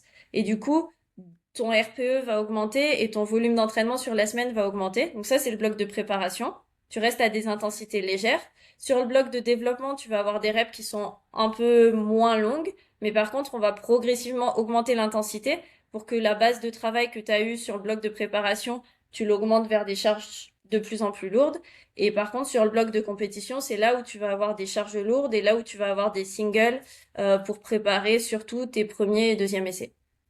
La Et caricature, en c'est ça. général, ouais, et tu drops à peu près de 20% de volume entre le bloc de préparation après et le développement, et encore 20% que le bloc de développement et le bloc de compétition Ok, pour diminuer la fatigue et tu vois, et être frais sur tes intensités hautes. ok. Ça donne déjà, ça donne déjà une très bonne image enfin, une très bonne idée de la base de la base de travail, c'est intéressant. T'as des questions, toi, Adrien, par rapport à ça, en plus? Non, non, enfin, c'est assez clair. Justement, je me posais un peu la question de comment c'était, comment dire, comment les blocs ou les périodes d'entraînement se parlaient entre elles, on va dire, et du coup, c'est assez clair. Euh, moi, on voulait aussi vous relancer du coup sur le capteur de vitesse. C'était le tout premier podcast qu'on avait fait ensemble, Nico, pour quand j'ai lancé ce Ouais. podcast. C'est le premier podcast Relentless du coup, que j'avais fait avec toi. On avait parlé du capteur de vitesse. Ça fait bien 3 4 ans, je crois. Je pense que tu as dû évoluer dans ton utilisation du capteur depuis. Tu as pris de l'expérience avec. Et puis, toi aussi, Charlotte, tu as mentionné que que vous pouviez coacher des athlètes uniquement à la vitesse. Si vous voulez un peu élaborer là-dessus, c'est super intéressant. Déjà, Ouais, bon, je vous pose, vas-y. enfin désolé, je vous pose une question, mais est-ce que pour vous, tous les athlètes profiteraient du capteur? Ça dépend déjà, je vais dire ça dépend du niveau. Un athlète débutant n'a pas Hmm. besoin d'un capteur de vitesse parce que la condition première pour utiliser un capteur de vitesse, c'est que ta technique, elle soit ancrée et que ta technique, elle change pas entre les reps. Parce que le capteur, typiquement au squat, il va mesurer la distance de la barre. Mais si à un moment tu fais un good morning et la rep d'après, eh ben t'es super droit, t'auras pas la même amplitude. Et si tu mets le plus de vitesse possible, mais que du coup tu finis complètement rétroversé, c'est pas le but non plus. Donc pour un débutant, non. Ouais, non, je suis d'accord. À partir d'un niveau intermédiaire, quand la technique est bien stable, ça devient intéressant parce que même moi, des fois, je vois encore certains de mes athlètes où ils cherchent à mettre le maximum de vitesse, mais du coup, la technique, des fois, c'est un peu dégueulasse, tu vois. Donc, au final, ouais, il faut quand même avoir des athlètes assez confirmés et qui ont une bonne technique en place. Et comme ça permet de vraiment mesurer les données entre séances et entre chaque lift. Mais après, voilà, j'ai un exemple concret d'un athlète qui avait beaucoup de mal mentalement, notamment quand il avait une charge d'indiquer avant sa séance, tu vois, et surtout sur des charges très hautes, proches de son max ou à son max, où il se mettait beaucoup de pression. Et au final, du coup, je l'ai programmé qu'à la vitesse. Et ça lui a fait beaucoup de bien. Et ça lui a permis de diminuer la vitesse, il a PR sur le bloc. Parce que il cherchait juste à mettre une intention maximale sur chacun de ses barres, sur chacune de ses barres sans penser à la charge. Et petit à petit, le jour J, il montait et il se sentait bien. Et du coup, juste à atteindre la vitesse. Et ça l'a vraiment permis de pas, on va dire, anticiper les séances et se mettre déjà un fort stress avant la séance, en pensant à la charge qu'il devait faire. Et ça permet sur des athlètes qui ont tendance à être un peu branlettes sur des séances légères aussi de continuer à mettre l'intention de vitesse sur ces séances et c'est au final cette intention qui va te faire progresser. Oui, tu vois, sur son jour secondaire, si par exemple je vais programmer un 5x3 à 80%, j'ai des athlètes qui avaient tendance à le faire en mode bon, de toute façon ça va passer, donc je le fais tranquille, quoi. J'enlève la ceinture des Alors que fois. là, ouais, non, quand même pas, mais alors que là, vu qu'ils vont avoir les vitesses à chaque fin de série, ben, ils vont chercher vraiment à donner leur maximum sur chaque set et surtout à battre leur record sur des précédentes semaines. Après, Ok. Après, pour moi, tu vois, à contre-exemple, bah, comme tu dis, ça doit faire 4-5 ans que je l'utilisais. Et là, je l'ai pas utilisé pour la prépa France parce que bah, je sentais un peu que j'étais pas dans la meilleure forme. Et de voir à chaque fois, du coup, des vitesses, entre guillemets, mauvaises, vraiment, ça me minait moralement. Et du coup, je l'ai juste viré et un peu retourné à l'ancienne et poser le cerveau et pousser, quoi. Mais tu vois, du coup, d'avoir toujours des données où ben, c'était pas. Je savais que j'avais déjà fait mieux par le passé. C'était une chose qui était assez dur à accepter, ouais, moralement, en plus avec la pression de la compétition, etc. Du coup, ouais, je l'ai juste enlevé sur une période et là, je pense que je vais le réutiliser, mais ces 3 derniers mois, par exemple, je l'ai pas utilisé. Et du coup, là, dans ce que vous disiez, ce que je comprends, c'est que bon, vous utilisez le capteur de vitesse de plusieurs façons différentes. Donc, ce que j'ai compris, c'est qu'il y avait peut-être une façon où vous donniez une vitesse à une personne et le but sur sa série, enfin sur l'exercice, ça va être d'atteindre la vitesse donnée. Ça. Il y a une autre méthode, enfin, où tu vas lui donner un pourcentage et le but, ça va être de traquer la vitesse pour voir la perf sur l'intensité donnée. Est-ce qu'il y a d'autres façons, parce qu'en fait, on peut faire plein de trucs avec un capteur de vitesse. Ouais, Est-ce que avec enfin, comment vous l'utilisez en gros, à part ces deux façons-là? Pour l'instant, c'est les deux méthodes qu'on Ok. utilise. Après, on l'a utilisé en compétition, ce qui est un Ouais. peu particulier, mais pour savoir, d'après la chauffe, les barres qui seraient possibles le jour J. Faut savoir que Eleiko, dans leur nouvelle barre d'entraînement, ils ont l'option où tu peux mettre le capteur et du coup, ça te mesure, tout. Et en off, c'était prévu de le faire sur la barre de compétition IPF, mais l'IPF a apparemment refusé parce qu'ils ont dit que ça serait pas les mêmes règles pour tout le monde. Enfin, que au final, il y a des gens qui seraient formés à la vitesse qui pourraient se servir de cet outil et que ceux qui sont pas formés, ils seraient désavantagés. Mais sinon, ce serait possible de l'avoir en compétition et ça pourrait aussi être ça peut être un outil, en fait, de savoir que, par exemple, quand t'es RPE 10, t'es à 0,2 mètres secondes. Donc, d'après ta deuxième barre, ça permettrait de ouais. choisir un peu mieux les essais, quoi. On était aux championnats nationaux de para-développé couché en Angleterre. Et il y avait le capteur de vitesse sur la barre. Et du coup, les coachs et les athlètes avaient leur vitesse entre chaque essai. Ah oui, Donc, je d'accord. pense que ouais, pour la gestion du match, ça devait être vraiment super intéressant. Du coup, quand tu vois que ta première barre est à telle vitesse, ta deuxième barre à telle vitesse pour sélectionner ton troisième essai, ça te donne bien plus de données, on va dire, que peut-être seulement ton ressenti. Et puis, Et du coup, là, c'est plus, Mais typiquement, moi, par exemple, excuse-moi. Du coup, ouais, non, je mais du disais coup, vous, typiquement vous sur un abordiez athlète Désolé, on est un peu décalé. Du coup, vous abordiez le fait que vous l'utilisiez en compétition. J'imagine que tu l'as aussi fait pour toi, du coup, Nico, et pour ta sœur aussi, j'imagine. ouais, Est-ce que là, enfin, au niveau de la, au niveau des barres prévues, vous avez eu vraiment un bon niveau de prédictibilité et que quand vous avez utilisé cette stratégie, ça a amélioré les essais réussis.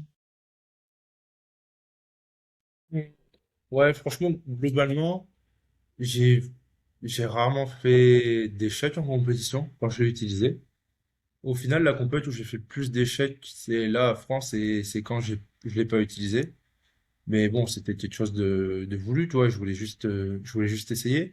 Après, j'ai eu tendance parfois à peut-être me sous-estimer par rapport au capteur parce que, admettons, ma dernière barre de chauffe, elle n'était pas aussi rapide que je l'espérais. Et du coup, j'avais tendance à revoir à la baisse mon plan de match.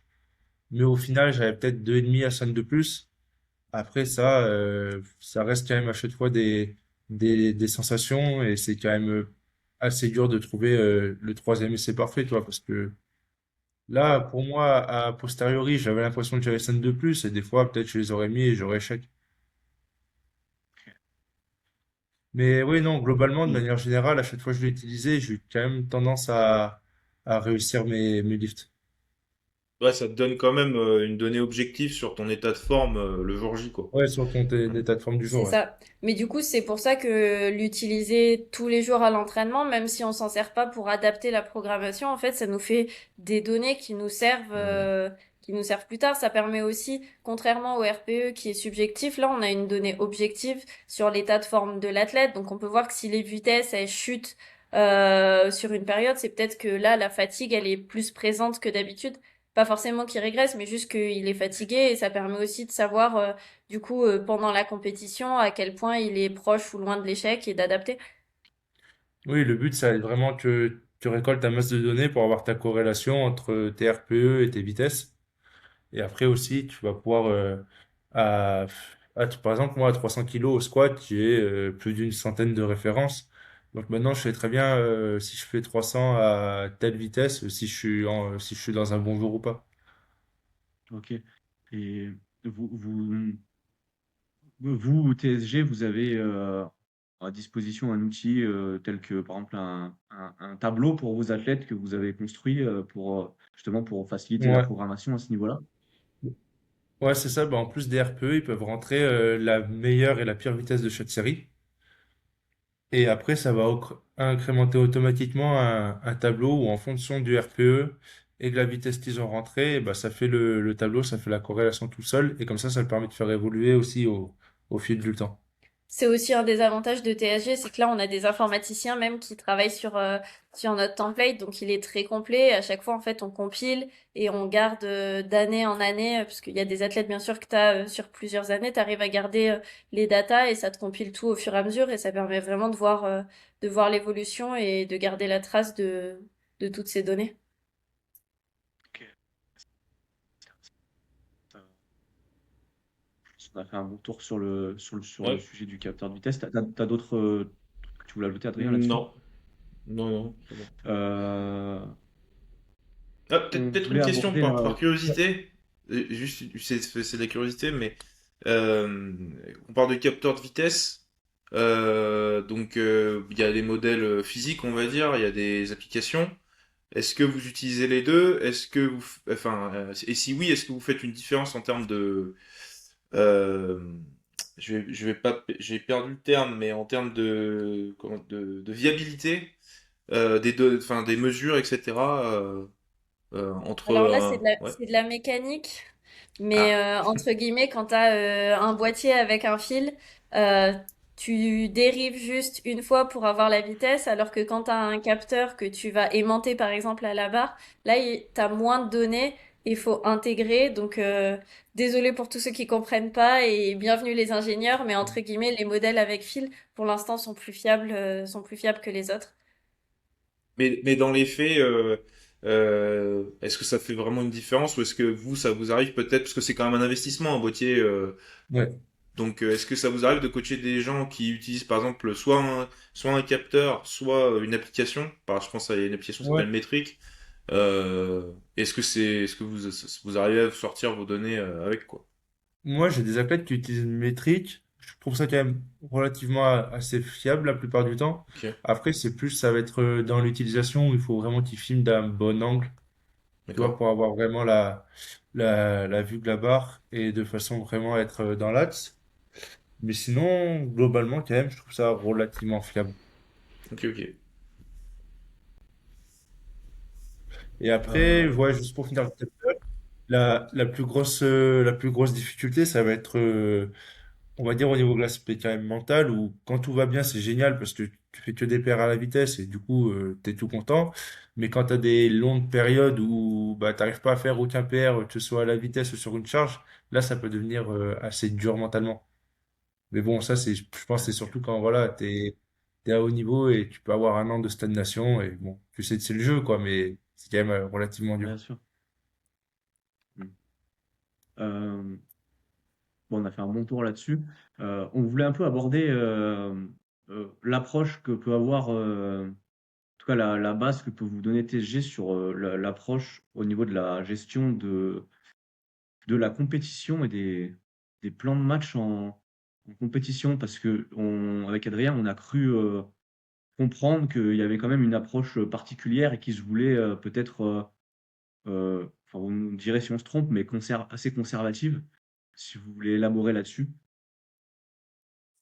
Ouais, bon, on va dire que le principe de base, c'est d'essayer d'arriver à 8 sur 8 avant ton dernier soulevé de terre. Et d'ensuite, notamment quand tu as des matchs assez serrés, parce que tu vas souvent perdre plus de kilos à rater ton jump, tu vois, qu'à prévoir 2,5 ou dans l'extrême 5 de moins et à réussir ton lift. Et après, la deuxième option, c'est d'avoir quand même des assez gros jumps, notamment, afin d'éviter une surfatigue et d'arriver trop fatigué au soulevé de terre. Toi, au squat, si tu prévois des petits jumps et qu'au final tu fais trois essais assez lourds, tu vas avoir bien plus de fatigue que si ton opener il est très léger, que tu es RPE 8 sur ta deuxième et que juste essayes de tout envoyer sur la 3, quoi. Donc c'est assez conservatif, mais c'est aussi pour justement avoir ces troisième essais, parce que si tu fais des gros jumps et que tu loupes ton troisième, à chaque fois tu perds pas mal de Ouais. kilos sur le total. Toi, Charlotte, est-ce que ça a changé ta façon d'aborder les choses, vu que tu coachais déjà en équipe de France? Est-ce que ça t'a fait évoluer, progresser, ou que ce soit là-dessus ou pas? Alors, c'est totalement différent parce que généralement, quand on arrive en équipe de France, nous, les athlètes, on les entraîne pas, on est juste là le jour J. Mhm. Donc, quand ils m'annoncent leur barre de départ, je vais pas leur dire non, non, on va baisser de 15 kilos et on va faire des plus gros bonds, tu vois. Je peux pas dire ça à un athlète, je suis pas son entraîneur et le but quand t'es en équipe de France, c'est juste d'avoir une relation de confiance avec l'athlète et avec son entraîneur pour l'accompagner au mieux le jour J. Mais je suis pas son entraîneur, donc je vais adapter. Je pense que de base, j'ai tendance à être un peu conservative. Donc ça va bien, ça va bien ensemble, on va dire. Mais quand tu prévois pas le plan de match et que tout ce que tu dois faire, c'est l'exécuter dans les meilleures conditions possibles, on peut pas vraiment dire que ça influence beaucoup, quoi. Ok. Ouais. Euh,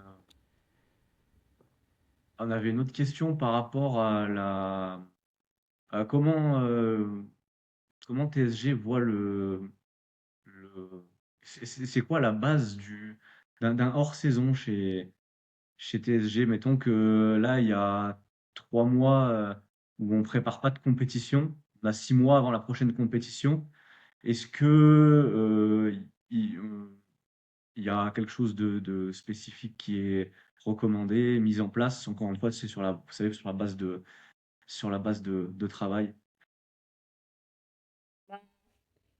Honnêtement, on va aussi enfin, on le fait avec nos athlètes, mais on va le découvrir cette année vu que Nico va avoir une saison internationale vide et que la prochaine échéance c'est les France, mais ça va être surtout le moment de faire des changements techniques, je Moi, pense. déjà, bah, bien récupérer de la compétition. Parce que même moi, le premier, j'ai tendance des fois à revenir trop vite. Surtout, je me sens souvent en forme après il y a quand même une compète, tu vois, et souvent je fais un très bon bloc post-compétition et derrière j'ai tendance à crash. C'est ce qu'on a remarqué sur mes dernières échéances. Alors que, par exemple, sur les France 2024, là où j'ai fait ma meilleure perf, et ben, après les mondes, on avait fait vraiment un bloc très très facile avec que du tempo sur tous mes mouvements et en dépassant vraiment pas les 75% de mettons. Et ça m'avait permis ensuite d'enchaîner derrière et d'être plus frais. Ouais, c'est la période où j'ai accouché de Noé et on s'était dit qu'il fallait que l'entraînement soit facile pour pouvoir assumer la paternité et le retour de compétition et au final c'était presque frustrant parce qu'il avait l'impression de rien faire, qu'il allait faire du vélo, de la boxe, etc. à côté et qu'il s'ennuyait presque à la salle. Mais au final, il s'était vraiment régénéré mentalement et physiquement et quand on a poussé ensuite l'entraînement, c'était super bien monté. Donc ouais, le hors-saison, c'est vraiment de pas avoir peur d'être facile et de faire des variations et de vraiment se régénérer et éliminer tous les bobos. Là, ça va être j'ai le PowerPoint en tête, mais c'est vraiment les blocs transition, c'est vraiment ouais, on redescend en intensité, en volume et on travaille les changements techniques, toutes les petites gênes qu'on peut avoir, on va mettre des variations dessus, des accessoires dessus et on se Ouais. repose. Essayer de faire bouger le corps un peu différemment, notamment sur les accessoires. Changer un peu les axes de travail pour pas créer des restrictions de mobilité et éviter après ensuite des blessures durant la prépa. Et après, une fois que bah là, toute cette période de régénération est passée, et ben pour le coup, on va essayer de vraiment faire un gros volume de travail sur des charges allant de 75 à 85% et améliorer ma capacité de travail là-dessus. Ok. Ça c'est une base, on va dire, dans ton approche, Nico, ou c'est juste une base, ça va être une base générale, Non, inhérente ouais. à TSG? Non, ouais, même moi, dans mon approche perso, c'est rare que je fasse PR des athlètes sur des singles, tu vois, en hors saison. S'ils ont envie d'avoir un test ou quelque chose un peu pour challenger, je vais plus tendance à mettre un AMRAP, admettons, en 3-6 reps, quelque chose comme ça, avec quand même une intensité assez haute à plus de 90%. Mais sinon, ouais, ma priorité, ça va vraiment essayer de construire, ouais, construire un gros volume de travail pour avoir des adaptations, que ce soit musculaires ou neurologiques.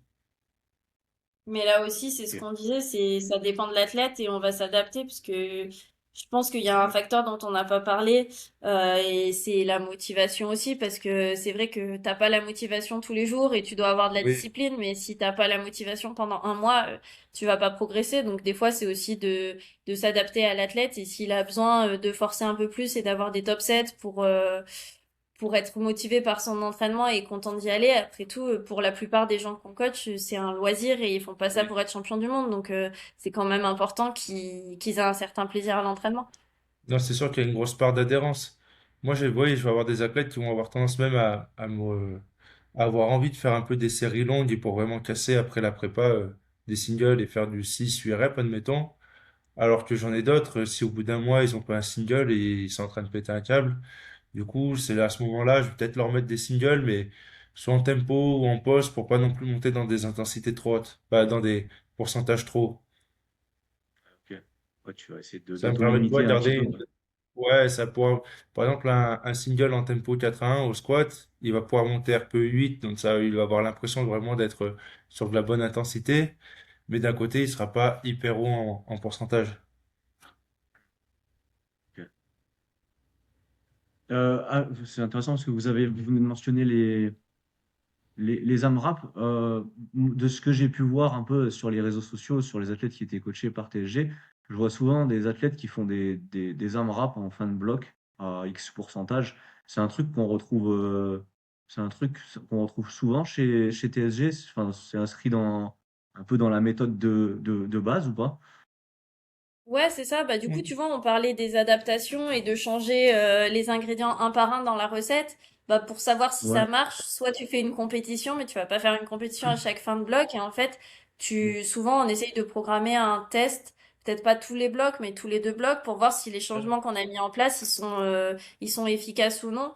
Donc, les tests, c'est soit un AMRAP, soit un single, ben, ça peut être une compétition ou un 1RM. Soit ça peut être des tests à la vitesse en disant que tu vas monter sur un single à telle charge et on va regarder si la vitesse elle est plus ou moins rapide et du coup si tu as progressé. Mais c'est Oui, vrai que ou tu peux monter jusqu'à telle vitesse.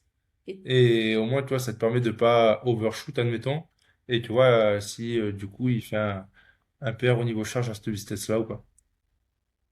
Admettons, au Et, squat, et, tu veux dire euh, tu montes jusqu'à 0,35 mètres secondes, ce qui va être pour la Et, plupart des gens un bon RPE. ok. Et ça me permet de voir. Et après, du coup, comment vous réagissez? Par exemple, admettons, là, au bout de, enfin, si tous les 2 blocs, tu fais un test à la vitesse, par exemple, Ouais. derrière, est-ce que vous faites tout de suite un changement? Pardon, si ça ne marche pas, par exemple, si vous voyez que bah, ce qu'on a mis en place, les ingrédients, ils sont pas bons, comment est-ce que vous réagissez par rapport à, entre guillemets, une non-progression sur 2 blocs, par exemple? ben, en fait ça va dépendre des facteurs à côté. Tu vois, on a vraiment une grille en disant est-ce que pendant ces 2 blocs l'athlète il a eu un changement de rythme de vie. Par exemple, bah, il vient de devenir Hmm. papa ou il a changé de travail ou quelque chose du genre. Est-ce qu'il dort pas? Est-ce qu'il est stressé? Donc si tous ces paramètres-là, ils sont stables, est-ce qu'il est blessé ou non? Non, il est pas plus stressé que d'habitude. Il est stressé comme d'habitude. Il dort comme d'habitude. Il est pas blessé. Là, ouais, tu vas remettre en cause la programmation et tu vas essayer de chercher ailleurs. Mais c'est vraiment ce qu'on disait, tu vois, essayer d'avoir cette démarche scientifique et d'y aller pas à pas. Et si jamais il progresse, eh ben, on a un tableau en disant si j'avais programmé un AMRAP, s'il a fait 6 reps, par exemple, c'est que son 1RM est resté le même. S'il a fait 8 reps, ça veut dire que je peux augmenter le 1RM de 2%. S'il a fait moins, eh ben, c'est qu'il y a quelque chose qui va pas et tu vas adapter. Et après, tu vas le et, questionner. Voilà, s'il est fatigué, tu vas avoir tendance à réduire le volume, la charge de travail. Et au contraire, s'il va te dire qu'il se sent frais, eh bah, tu vas essayer de pousser un peu son volume d'entraînement et pour voir comment il réagit suite à ça. Et après, bien et sûr, si sur la l'ut- technique est OK, si tu vois pas de gros problèmes techniques, tu vois, s'il a vraiment, je sais pas, les genoux qui se touchent au squat, au steam point, bon, bah, à ce moment-là, tu essaies de travailler là-dessus. je reviens sur l'utilisation de l'AMRAP, mais est-ce que par rapport à ça, vous avez un pourcentage, par exemple un pourcentage de base référence qui a été établi par TSG, par exemple, en se disant, bon, bah, si on fait en dessous de ce pourcentage, ça va pas être indicatif. Si on en fait en pourcentage, ça va pas être la tête. Ouais, en général, les AMRAP, ils se situent autour de... Ouais. Ça a bugué un peu sur la fin de la question, Flo. Tu veux redire? Ouais, je dois te demander du coup si tu avais un pourcentage référence ou une fourchette, par exemple. Ouais, j'ai une fourchette. En général, ça va être entre 87 et 92%. Ok. Puis on va utiliser la AMRAP, ce qui représente un peu 92. Pour la plupart des gens, ça va être un opener en compétition. Donc c'est vraiment un peu la fourchette haute. Mais à 87, tu vas plus pouvoir aller chercher des fois du 8 reps si tu as bien progressé. Après, plus, ça va être dur de vraiment avoir une corrélation sur un RM si tu dépasses vraiment les 8 reps, ça commence à faire des séries très longues. Oui, tu vas pas, on va pas faire un, enfin, Bon, on va ouais, faire un rep en 15 reps, quoi, voilà. à Ouais, 80%. ouais. Ouais. De toute façon, 87%, si tu fais 15 reps, tu as énormément progressé, Ouais. je pense.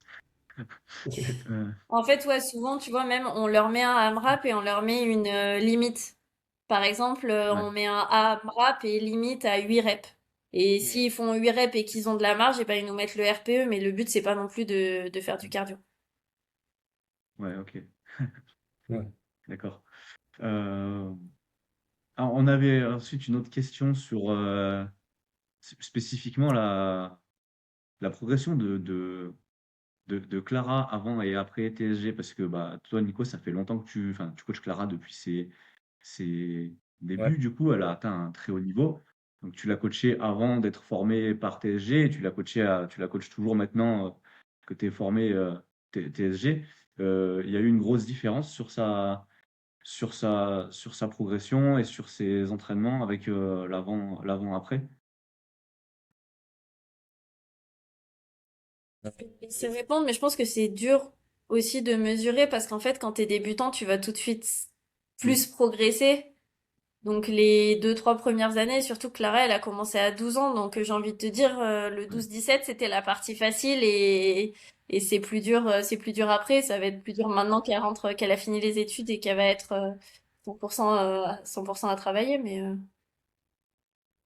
Ouais, je sais pas, j'ai l'impression que c'est quand même de manière générale assez linéaire depuis ses débuts, même si bon, bah, ses résultats en compète, il reflète pas toujours en vrai sa progression réelle, parce que souvent elle a des matchs à jouer, ou du coup des choix de barre, un dernier soulevé de terre qui va être trop, mais on n'avait pas forcément le choix de mettre autre chose, ou au contraire un peu bas pour assurer. Donc au niveau de ses totals, c'est un peu plus en dents de scie.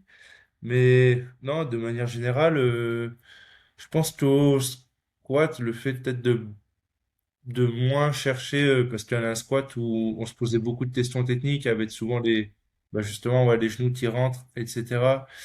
Et qu'au final de simplifier au lieu de partir dans tous les sens et de vraiment juste répéter son mouvement encore et encore pour acquérir un gros pattern solide dessus, ça lui a fait du bien et c'est là où elle a le plus progressé. Et ouais, honnêtement, ouais, j'arrive pas. Ah, Je sais pas peut-être. à quel niveau elle était quand j'ai fait la formation TSG. Je pense qu'elle devait être dans les 500 kilos de total. Après, elle a quand même monté de catégorie, donc ça joue aussi. Ouais, Mais ouais, je pense que au niveau du total, elle a peut-être même plus progressé que moi au niveau de kilos depuis que je suis avec TSG que moi. ok, ok. Et peut-être alors que tu as la sensation que ça t'a donné les outils justement pour continuer à la faire progresser davantage, j'imagine. Enfin, continuer à la faire Ouais, progresser vu qu'elle a ouais, bah, atteigné un plus haut niveau. ouais, bah, moi, je me souviens d'une conversation qu'on avait eu tous les deux où il me disait qu'il trouvait pas les clés forcément pour mm, Clara et on réfléchissait à, enfin, il mm. réfléchissait à peut-être demander à quelqu'un d'autre de la coacher pour avoir un point de vue extérieur et je pense que justement TAG, ça a apporté de nouvelles compétences et de nouvelles méthodes de travail et aussi l'aspect groupe on a déjà demandé à Jason, enfin, Nico a déjà Ouais. demandé à Jason de l'aider pour Clara quand il avait vraiment un point de blocage. Ouais, ça, je me rappelle quand elle a perdu en 2022, peut-être les championnats du monde. Et 8 semaines après, il y avait les championnats d'Europe. Et ouais, on était un peu dans le dur à ce moment-là et je trouvais pas forcément de solution. Et c'est quasiment Jason qui lui a fait ses 8 semaines de programmation et derrière, du coup, elle a gagné les championnats d'Europe. Et au final, il m'avait apporté pas mal de pistes que moi je pensais pas explorer et qui avaient très bien marché sur Clara et qu'on garde même des fois encore aujourd'hui. Ok. Donc ouais, ça c'est vraiment top des fois d'avoir une aide extérieure quand tu tournes un peu en rond, surtout Clara ça fait plus de 10 ans et même si je la connais très bien, des fois ouais, bah, il faut passer, t'as un mur qui se dresse et il faut réussir à le contourner ou passer au-dessus et c'est pas forcément évident. Ok. Euh, je pense qu'on a fait le tour sur ce point-là. On aura une dernière question à vous poser un peu sur la construction de comment se construisent les choses chez TSG. Est-ce que vous avez un peu vous essayez un peu avec vos athlètes d'établir comment dirais-je, un cycle référence. Donc par exemple, je sais pas quand pour un athlète, vous faites une préparation sur plusieurs blocs. Est-ce que derrière, quand ça fonctionne, vous allez systématiquement essayer de répliquer la même chose ou vous allez partir sur quelque chose de complètement différent? On- Bah, Ouais, pour ma part, en tout cas, c'est ce que je te disais tout à l'heure avec la recette. Si tu trouves le truc qui marche, Ouais, eh ben, moi, je vais essayer de répliquer et juste, généralement, c'est rare que t'aies les trois qui marchent du premier coup. Donc tu vas garder deux mouvements et tu vas dire celui-là, bah, il est arrivé trop fatigué. Donc, je vais peut-être baisser l'intensité sur une des séances et la monter sur une autre. Mais moi, j'essaye de bloc de compétition en bloc de compétition de reprendre la même base et juste changer ce qui a moins bien marché. moi, on va dire pour les deux derniers blocs avant les deux compétitions ou les trois derniers blocs, souvent si la compétition d'avant a plutôt bien marché, je vais réutiliser quasiment les mêmes blocs juste en modifiant forcément les charges suite à la progression. Mais tant que ça marche, je vais pas forcément faire de changement. Après, ça va être plus sur les hors-saison, un peu pour casser la routine, où là, je vais prendre plus de liberté et faire plus de changements. ok. T'as des questions là-dessus, Adrien, encore ou... Non, non, c'est clair. Parce Ok. que... Je voudrais C'est juste revenir sur un truc du coup qui conclura le podcast, parce que tout à l'heure on a parlé un peu du mentorship de TSG et du fait que vous vous apprêtiez à le rendre disponible en français. Est-ce que vous voulez expliquer comment ça va se passer pour ceux qui voudraient du coup se lancer dessus? Quand est-ce que, si vous avez une date, quand est-ce que ce sera disponible et comment ça se déroule pour ceux qui sont intéressés? Oui, bien sûr. Alors, il va avoir le début des inscriptions, ça va être le 9 février, ou du moins dans ces eaux-là. Il y aura pour les cours en live, cinq places. il y aura 5 places. Et après, ça dure 13 semaines à hauteur de 2 heures par semaine de cours. Enfin, du moins, il y a 26 heures de cours. Après, peut-être qu'il y aura des semaines de pause, mais il y a 13 fois 2 heures de cours. Le but, ça va être que ce soit avec, on sait pas encore comment on va répartir, mais soit l'un, soit l'autre, ou peut-être les deux. Et on aura 2 heures, du coup, de cours par semaine, où nous, on a plus de 500 pages de présentation. Donc, on va aborder un sujet par semaine.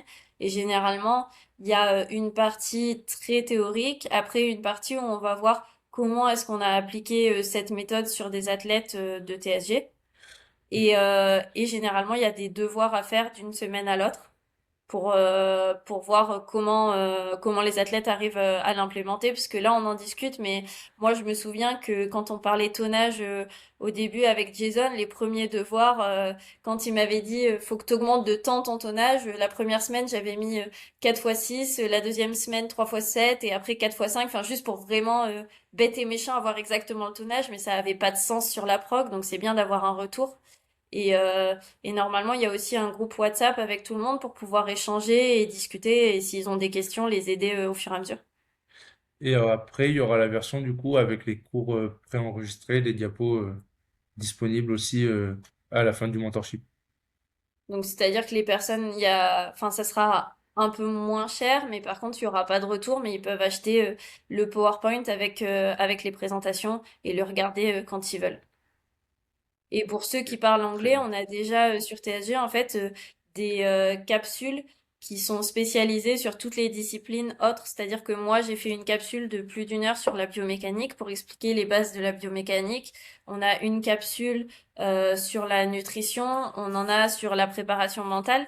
Donc pour ceux qui parlent anglais, en fait, il y a déjà tout le programme de mentorship d'un côté et il y a aussi toutes ces disciplines annexes mais qui nous aident en force qui sont disponibles. Ok, ok, très bien, ouais, c'est très clair. Euh, Mm. Là, du point de vue plus personnel, c'est quoi les prochains objectifs là pour tous les deux niveau compétition si vous en avez, ça conclura le podcast. Bah moi, du coup, je pense que je vais peut-être me faire une compétition au mois de juin, histoire de couper un peu en deux cette période entre les deux France Ouais. et d'avoir 6 mois, 6 mois, pour avoir un peu ouais, pas une petite carotte, mais ouais, ça fait toujours un peu un objectif et ça me permettra peut-être de tester justement un pitching différent et puis d'avoir une compétition, on va dire, sans pression. Ça m'est pas arrivé depuis 5 ou 6 ans, donc ouais, c'est quelque chose que j'ai envie de faire ou juste y aller pour le plaisir. Et moi, j'ai les France Bench fin février et après, je vais sûrement faire une compétition de 3 mouvements en avril à Tours. Et ben, objectif, j'aimerais bien PR par rapport à mes PR d'avant bébé. Donc c'est vraiment l'objectif de 2026, c'est de remettre des barres, ouais, refaire des records personnels après avoir eu deux bébés. Ouais, et Et puis moi, ça t'es me aussi permettra coaché par de, TSG, Charlotte? Moi, c'est Nico qui me coach. D'accord. Ok. et puis ça me permettra de tester mon squat avec les nouvelles règles en plus au mois de juin, qui Eh viennent de sortir. Donc Ah oui, ça me laisse 6 mois pour ah oui. m'adapter à ça. C'est vrai que ça va te Au faire final, c'est remonter pas un tout plus petit mal là peu d'avoir le. une bonne période off parce que Il y a pas mal de changements. ouais, il y a pas mal de changements là. Ça Et aurait été compliqué par les Européens. du coup, sur ton squat, toi, concrètement, ça va changer. Enfin, bon, ça soit clair pour tout le monde, mais ça va Ouais. changer quoi pour ton squat, les nouvelles règles? Bah, moi, je pense, au vu des schémas, même si la règle est quand même mal expliquée, parce que Ouais. il parle que la barre doit être sur le dead weight postérieur, mais le dead weight postérieur, il va quand même relativement bas. Ouais. Mais ils ont mis un schéma et il va falloir clairement, que je D'accord. remonte un peu ma barre. Et je pense pour ça, au final, si je reste en talon, je vais avoir un squat très vertical. Avec les talons, ça va me pousser devant en bas, avec la barre plus haute. Donc je pense que je vais là, bah là, j'essaye de passer à plat actuellement avec la barre plus haute pour quand même garder un hinge assez conséquent qui est mon point fort et tout en ayant ouais, cette barre un peu plus haute. Après au bench, je suis pas Je, embêté, mais il y en a, ça va être compliqué.